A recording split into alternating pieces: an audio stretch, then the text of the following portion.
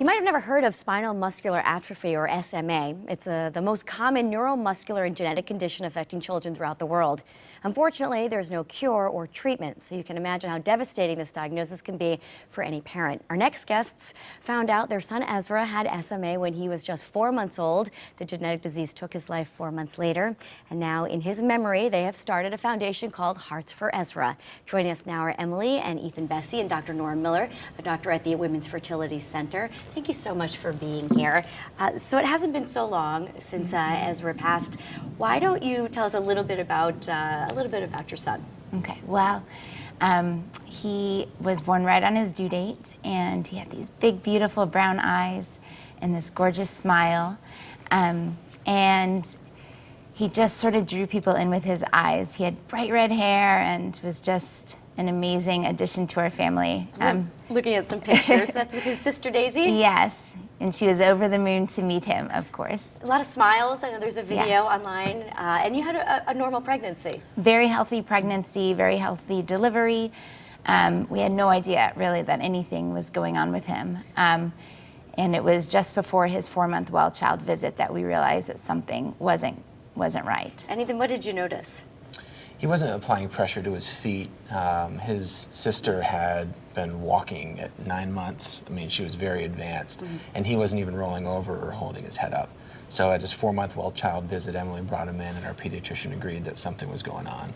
And a blood test about a week later, the diagnosis of spinal muscular atrophy came back, which of course we had never heard of. Nobody in our family had it, and we quickly learned out that it's the most common neuromuscular genetic disease affecting children worldwide. And then what was going through your head, being that there's no cure?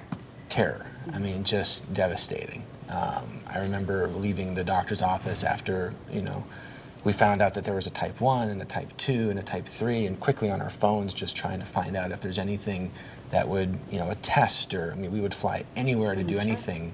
And after time, you just realize that, no, we need to make the time that we have with them as comfortable as possible. Sure. Dr. Miller, explain to us what's going on and why this happens.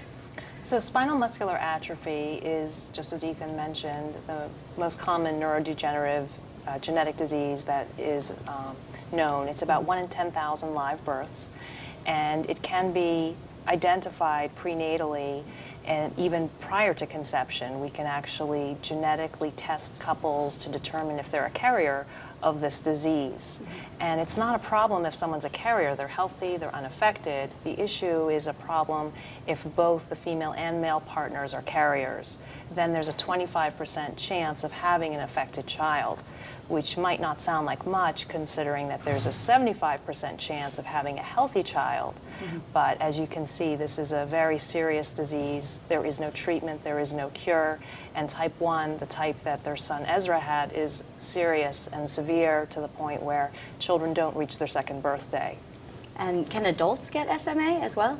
Yes, there is an adult type onset as well. So spinal muscular atrophy is a genetic disease characterized by loss of control of the muscles.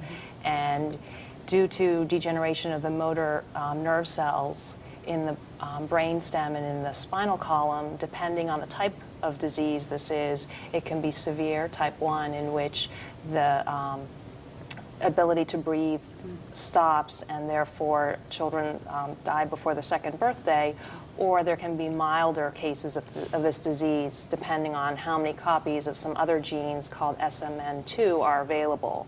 So some people have a very mild case and even only identify it as adults because they start to have some muscle weakness in their quadricep lower legs. I see.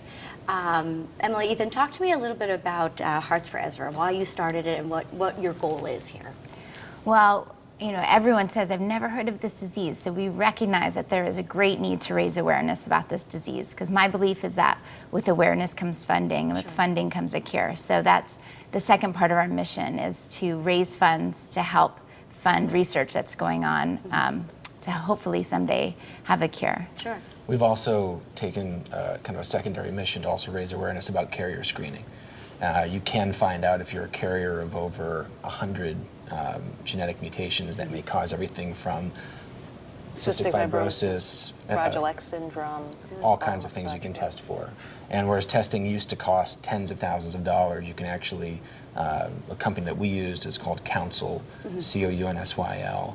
And with any form of insurance, it cost us about $100 Wow, and to it's do great a test. to know then. No, right? it's amazing. It's really amazing. How can people help out? Can they donate on the website? Yeah, so our website is heartsforezra.org. They can learn more about our organization. They can watch the video that you mentioned before, and there is a donate button if they feel moved and want to help, help us reach Very our good. mission. Well, that's what we'll do. We'll put the information up on the screen. You could find out more about Hearts for Ezra just by logging onto our website, WTNH.com. Just click on Style. Give us the website one more time, Emily. It's heartsforezra.org. Very good. Thank you all for being here. Thank and you for the so information. much. Really appreciate it.